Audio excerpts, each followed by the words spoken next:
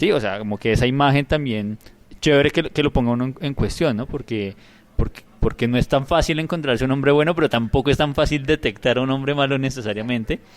Eh, y esos modos que, digamos, socialmente están bien y que a través de la religión o de la fe, o sea, perdón, me desvío un poco, pero pues, ¿por qué tantos curas pedófilos, no? O sea, como esas imágenes que uno tiene de que esto es lo correcto y esto no es lo correcto, pues no sé, ahí se pueden desvirtuar un poco. Carol y luego Carolina. Pues sí, pensaba como yo difiero un poco de lo que dice Cindy, porque en realidad me parece que es súper contundente la frialdad. En realidad la palabra es eso, frialdad, ¿sí? Yo lo que percibo ahí es una deshumanización inmensa, como están llorando porque un tema súper interesante de esto es el manejo del pánico.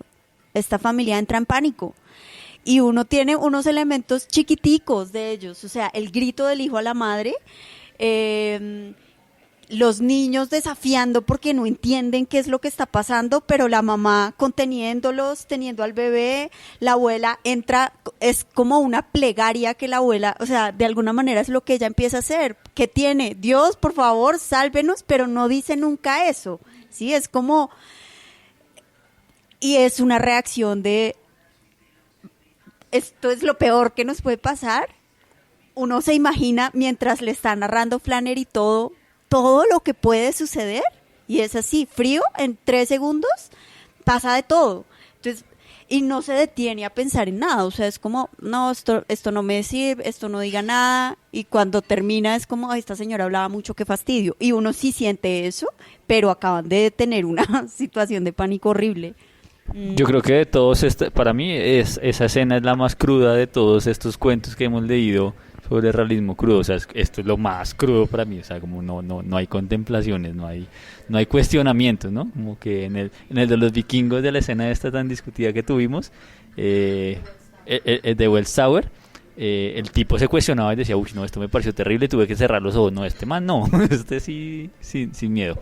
Carol Lancheros. Pero igual en tu intervención de antes me hiciste pensar que de todas formas no hay buenos buenos ni malos malos. Como no somos nosotros buenos siempre ni con todas las personas, ni malos siempre con todas las personas. O sea, hay situaciones que a uno le generan ira o profundo dolor o lo que sea que lo haga actuar. Sí, ¿cuál es la cosa que lo detona? Sí, y desde el cuento pasado, desde el excombatiente a casa de Saunders.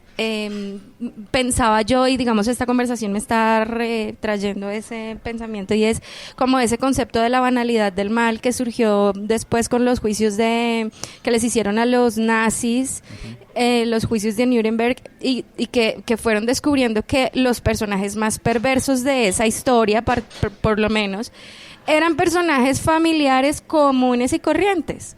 Eran señores con perros, con hijos, que leían novelas, que sí, que paseaban al perro, que llegaban a la casa, veían televisión con su familia, o sea, normales, pero eran capaces de ejecutar con un solo botoncito a un montón de personas que les parecían contrarios a ellos, o que ni siquiera se detenían a pensar que estaban haciendo tanto mal.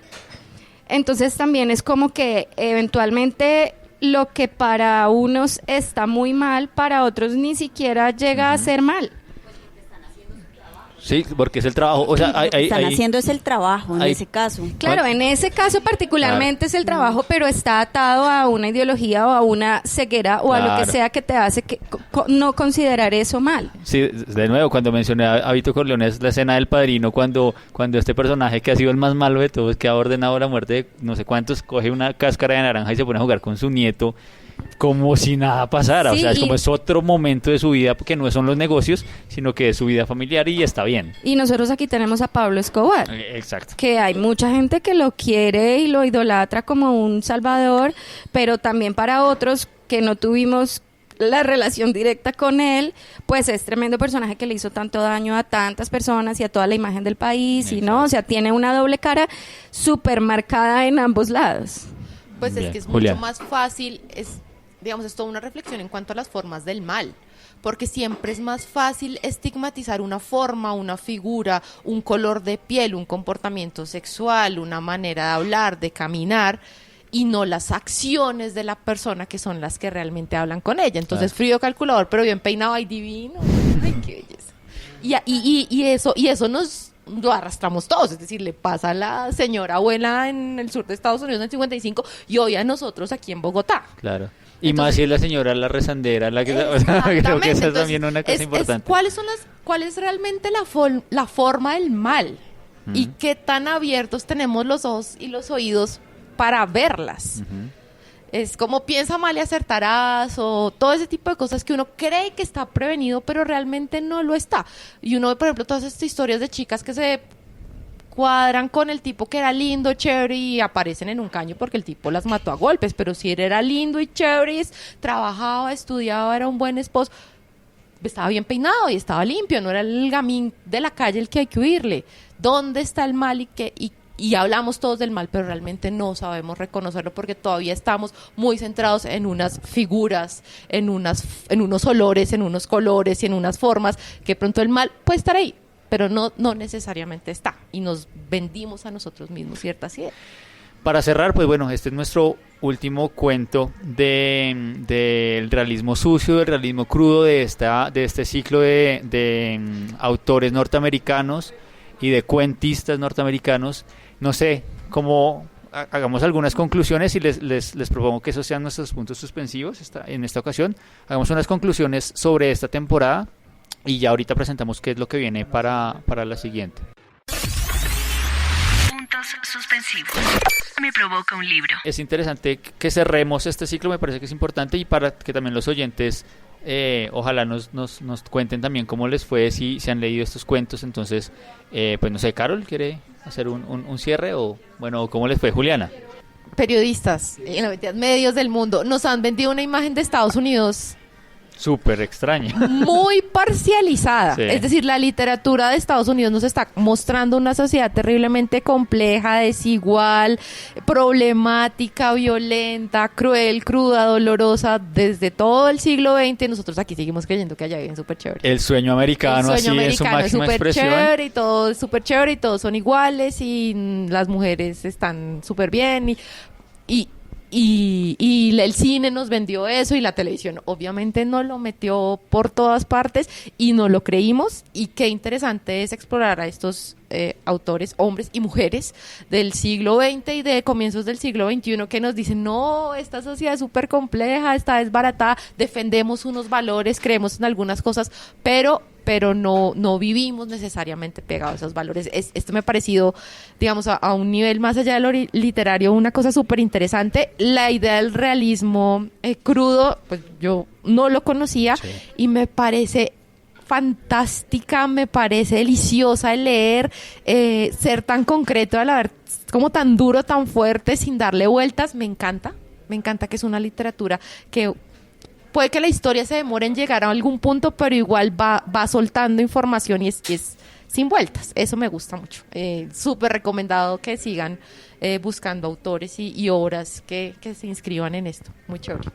Bueno, yo también me sumo a ese comentario, y además pues que me parece que estos cuentos lo que nos han dado pues son cuestionamientos sobre la vida misma y sobre la vida como se ha construido en nuestra sociedad, y particularmente más allá de lo que decía Juliana, lo que a mí más me ha impactado es: vivimos en un mundo muy solos, ¿no? Vivimos en un mundo como ensimismados y con una necesidad de tener una respuesta que muchas veces se explota de manera pues muy negativa, como a través de crímenes y demás,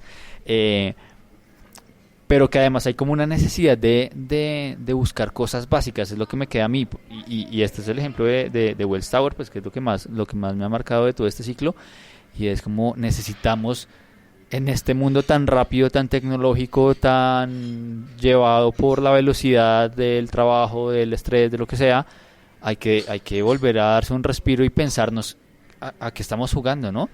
Como que nos cuestionamos realmente qué es lo que estamos haciendo, no sé, en el trabajo. O sea, estamos pensando que lo que estamos haciendo está teniendo un impacto en la sociedad o no. No sé si esa es una pregunta que nos hagamos, pero pero a mí me relaciona eso con hablar de la crisis de la mediana edad, me relaciona eso con hablar como con los problemas sociales, con la violencia, con los crímenes, con el dolor, con el amor, y me parece que hay un cuestionamiento que se plantea crudamente y de una manera un poco, bueno, pues muy real también, ¿no? De una manera muy real de qué es lo que estamos viviendo como sociedad, y me parece que aquí la literatura lo que, bueno, pues para mí es como una terapia de alguna forma, y poder ver eso, pues que no es solo mío, sino que además se ha venido presentando y desde hace mucho tiempo, ¿no? Que también eso es importante. ¿Carol Lancheros? Y yo pensaría, digamos, pensando en la buena onda y positivismo de Cindy, pues que Juli decía el mal, ¿dónde está el mal? No sé qué, y mientras lo decías yo decía, bueno, pero ahí también hay que aprender a identificar el bien, porque también tenemos el prejuicio contrario, ¿no? O sea, la gente también de mala cara o de mala pinta o lo que sea, asumimos que lo que nos va a traer son malas cosas. Y también perdemos mucho en ese sentido, y también hay que afinar la intuición para, extraer lo bueno de cada quien, de cada encuentro, de cada cosa, ¿no? O sea, un poco como estoy medio de mediadora. No, pero es verdad, o sea, nos perdemos mucho por andar de desconfiados. Bien. ¿Carol? Sí, pues de pronto en el escenario literario de este ciclo, a mí hay algo que me parece súper positivo, y es que nos permitió hacer visible una lucha que se viene haciendo precisamente desde la época de Flannery en términos de escritura, y es reivindicar las voces de las mujeres. Entonces este ciclo fue equilibrado en lecturas de hombres y mujeres, y yo creo que esa es una posibilidad que nos han dado estos años también, redescubrir voces pues que estaban ahí como medio escondidas, como la de Lucía Berlín, que fue con quien abrimos. Yo no conocía a Lori Moore y me pareció como súper interesante movernos dentro de planos de literatura centrada en la historia y literatura centrada en digamos el juego de las formas literarias y las formas lingüísticas. Y yo creo que esas son las luces también, o sea, que nosotros, si bien estamos leyendo a un grupo de autores que es muy particular, eso se puede ampliar, y muchos de los temas que ellos tocaban pues son los grandes temas de la literatura, que están intervenidos por unas tecnologías, por unas situaciones políticas, por unas digamos, unos contextos regionales muy particulares, pero que todo el tiempo además nos permitieron pensarnos en nuestra realidad, pensar en el conflicto armado, pensar en lo que significó el proceso de paz, y yo creo que esa fue como una gran riqueza de este ciclo, y creo que eso es lo que hace a la literatura universal, que uno pueda entender la historia de la abuela y los niños, y sentir que ahí hay algo que le pasa también a uno, o que digamos uno también ha visto, o que también le hace preguntarse sobre cosas. Eso creo que fue muy, muy chévere de este ciclo. Bien, Carol. ¿Y Cindy? Bueno, sí, retomando lo que dicen, a mí me ha agradado mucho el tema de verme reflejada en estas historias de la cotidianidad, en las historias que no son precisamente personas fantásticas o maravillosas, personas del día a día. Y también cuando estas personas tienen sus conversaciones consigo mismo, sus monólogos, que tienen las voces en su cabeza, que tienen de pronto un poco haciendo eco esta bondad y esta maldad, dándole señales, mostrándole cosas.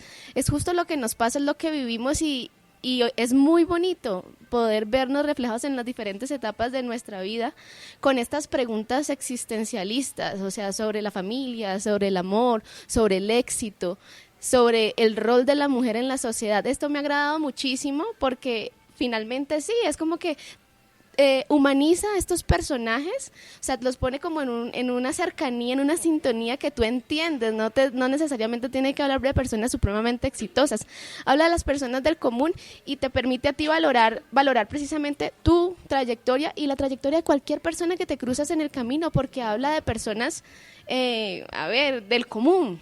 y creo que esto es valioso, precisamente vernos como iguales y ver que todas tenemos estos conflictos internos, familiares, sociales, que todos en algún momento nos sentimos en soledad, que sentimos también el amor, la preocupación, la tristeza. Todo esto ha sido súper lindo y pues como que me llevo muchos autores que nunca por mis propios medios hubiera llegado.